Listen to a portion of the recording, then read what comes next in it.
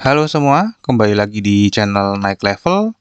Pada video kali ini saya ingin membahas analisa saham IS ya, di mana sudah merilis laporan kuartal 3 2023 ya, tanggal 10 Oktober, dan terakhir saya bahas saham ini itu tanggal 19 April 2023 ya.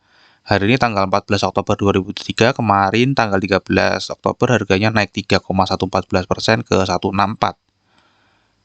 Ini untuk performance harga sahamnya juga masih banyak yang floating profit teman-teman ya, dan year to date 2023 harganya sudah naik 72,63%, hampir backer.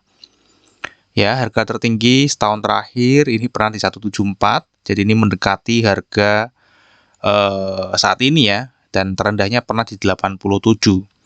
Oke, nanti kita akan update ya saham ISPAK ini dari fundamentalnya seperti apa di kuartal 3 2023, kemudian dari seasonality-nya, kemudian dari bandarmologinya ya, perpindahan sahamnya setahun terakhir, dan terakhir kita akan review analisa teknikal di video terakhir saya tanggal 19 April 2023, dan ke depan arah harga sahamnya akan kemana. Oke, seperti yang sudah dibahas sebelum-sebelumnya, jadi ISPAK ini merupakan hotel ya, hotel yang ada di Jogja ya, bintang 5, ada bintang 4 juga, ada resto, cafe ya, samalah ini ya hotel gitu ya teman-teman ya.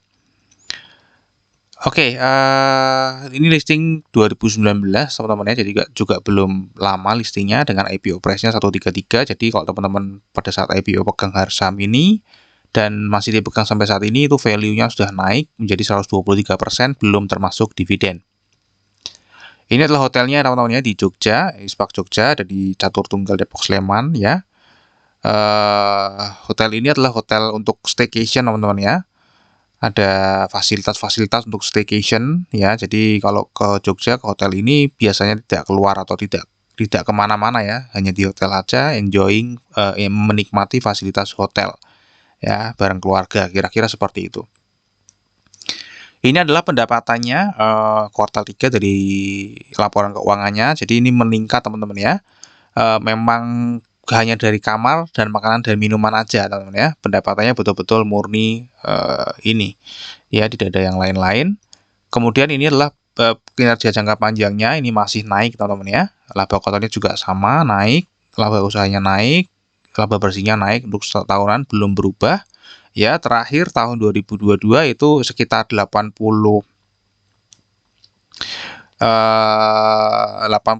ya, 85 miliar lah ya kalau kita sini ya, kira-kira grafiknya. Dan kalau kita lihat dari struktur pendapatannya di sini di tahun 2022, beban pokok penjualannya juga sudah mulai menurun. Ya, beban usahanya juga mulai menurun.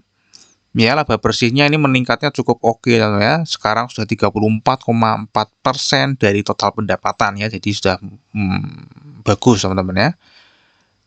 Nah, ini adalah performance ya di 9 bulan pertama atau kuartal 3 di 2023.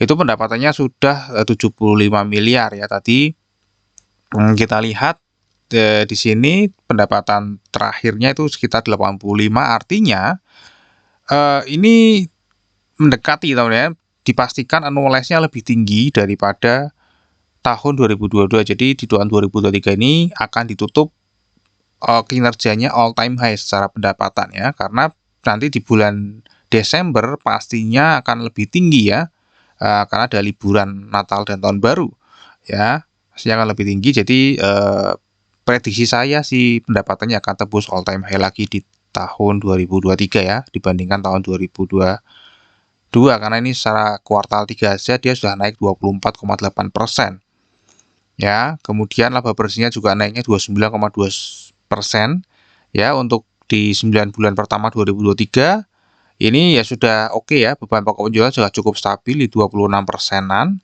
Beban usaha juga cukup stabil ya di sini. Jadi ini sudah mulai stabil ya, 2022 dan 2023 sudah stabil. Tinggal nanti pendapatannya kalau naik, artinya ya labanya akan ikut naik ya. Secara struktur pendapatannya sudah cukup stabil. Untuk valuasinya sendiri pada saat video ini dibuat ini sudah 2,7 ya, dengan PER-nya 19,65. Kalau kita lihat dibanding tahun-tahun sebelumnya, ini memang PBV tertinggi ya sejak IPO. Untuk PE ratio namun bukan yang tertinggi ya. Dulu sempat ini ya teman-teman, karena memang kan dulu COVID ya, jadi turun teman-teman ya. Nah, untuk ROE 14,22% dan kita bayarnya di PBV 2,70, kita mendapatkan earning yield 5,26%. Jadi ini sudah terbilang mahal, teman-teman ya. Di mana kalau kita lihat di harga wajarnya untuk book value-nya sekarang ada di 60,67. Jadi kalau misalnya mau memvaluasi ini dengan earning yield 10-15% per tahun, maka didapatkan PBV-nya itu di 0,95 sampai 1,42. Sehingga harga wajarnya itu kira-kira 57 rupiah sampai 86 rupiah. Jadi ini sebenarnya sudah di atas harga wajarnya, teman-teman ya. Nah, untuk dividen sendiri ini termasuk rutin bagi dividen, teman-teman, dan ini lumayan juga imbal hasilnya setahunnya.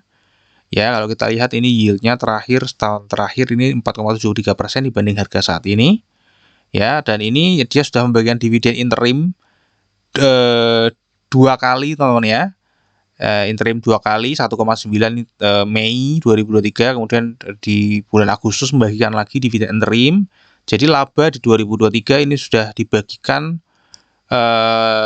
sekitar 46,91% ya dari annualized ya. Nah, kalau kita lihat di tahun-tahun sebelumnya, bahkan dulu waktu COVID ya, itu membagikan dividen, jadi ini rutin bagi dividen meskipun merugi. Kemungkinan 2023 akan membagikan dividen totalnya 100%, dan ini sudah dibagikan 3,75, berarti masih sisa kira-kira 4,25 nanti, teman-teman ya. Ini dengan proyeksi annualized ya. Biasanya mestinya lebih tinggi ya, teman-teman, di sini ya, di kuartal 4 tadi saya sudah sebutkan. Jadi kemungkinan bisa lebih tinggi, namun tidak terlalu jauh juga angkanya ya. Jadi kalau teman-teman beli di harga 164 ini, itu akan masih dapat dividen yield kira-kira 2,6%. Ya, jadi TMI SPAC ini memang selalu membagikan dividen 100% ya. Dia memang tidak ada apa? Tidak ada ekspansi ya, hotelnya hanya satu itu aja di Jogja. Oke, untuk rasio keuangannya kalau kita lihat di sini cukup oke lah ya, masih cukup oke. Kemudian current ratio juga masih cukup oke, kemudian debt to equity ratio-nya juga oke ya. Meskipun ini di bawah 1 ya, teman-teman ya, namun masih oke lah ini karena masih mendekati 1.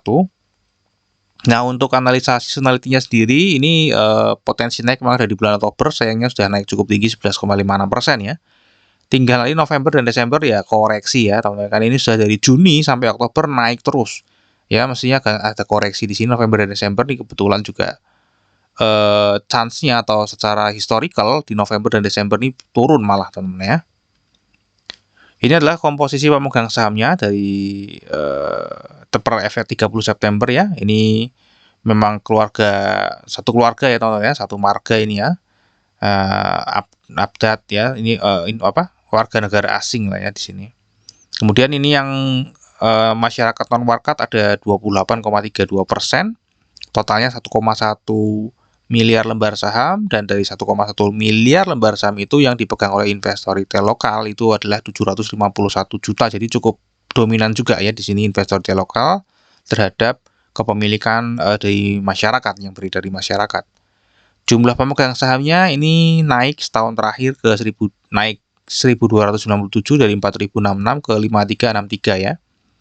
Jumlah kepemilikan sahamnya juga naik. Rata-rata kepemilikan sahamnya malah turun ya. Jadi setiap satu orang yang masuk ke saham ini itu kira-kira membawa value penambahan di saham ini 2,5 juta ya. Nah, average pemegang sahamnya di saham ini tuh satu orang ya kira-kira sekitar 22,9 juta, teman-teman ya. Nah, value di harga saat ini ya, ini bukan harga perolehan namun harga saat ini, value saat ini ya, teman-teman ya. Kalau ada yang floating profit ya berarti kira-kira per orangnya juga termasuk floating profitnya itu 22,9 juta. Untuk partisipasi investor asing di sini tidak terlalu besar, jadi bisa diabaikan meskipun ini dikendalikan oleh investor retail asing ya. Namun kalau kita lihat dari 2023 ini memang dibeli terus ya sama investor asing, meskipun tidak berpengaruh signifikan terhadap harga secara partisipasi. Ini adalah peta kepemilikan sahamnya selama setahun terakhir dan perpindahannya juga selama setahun terakhir. Ya, kalau kita lihat di sini terakhir ini saham beredarnya di saham Skriplusnya ini turun terus, teman-teman ya, turun terus. Tidak ada, saya cek sih nggak ada corporate action apa-apa, jadi kemungkinan ini mengubah dari Skriplus menjadi Warkat ya. Nah, kemungkinan ya dirubah ke warkat ya kemungkinan ya teman-teman ya. Namun bukan milik masyarakat ya. Mungkin milik salah satu pengendali ya teman-teman ya. Itu dirubah ke script ya sehingga ini berkurang terus ya. Di video saya sebelumnya ini juga berkurang teman-teman. Ini berkurang lagi dari September ke September. Kalau kita lihat ya dari saham yang beredar yang scriptless itu paling tinggi itu adalah foreign ID, jadi investor retail asing, lokal asing ya, di mana ini satu keluarga memang ya, ini pastinya paling tinggi karena ini pengendali dan pihak terafiliasi. Ya, kemudian terbesar kedua adalah investor retail lokal, terbesar ketiga adalah ada sekuritas, ya ini sekuritasnya UOB Kay Hian mestinya ya. Oke ya, di luar itu kecil sekali ya, ini lokal corporate mulai beli, dana pensiun ada yang mulai beli, terus ada juga nambah kepemilikannya, institusi keuangan asing juga nambah kepemilikannya namun sedikit sekali. Ya, ini foreign other malah jual barangnya. Ya, kalau kita lihat di sini ini sedang ada distribusi lah ya, ada distribusi kecil. Dan ini kemungkinan dilusinya adalah di investor retail asing ya. Jadi ini perubahan saham scriptless menjadi scriptnya ini ada di sini. Jadi ini kenaikan ini sebenarnya mungkin dilusi aja namanya, dilusi karena ada saham yang berkurang yang beredar ya. Bukan yang beredar, sorry. Saham scriptless-nya berkurang ya, bukan saham beredar ya. Oke. Jadi ini masih distribusi secara overall. Kemudian untuk tanggal 1 sampai 14 Oktober ini terlihat ya rutin sekali akumulasi ya, kalau kita lihat ya dari sebelumnya juga sudah akumulasi, harganya naik terus, terpantau naik.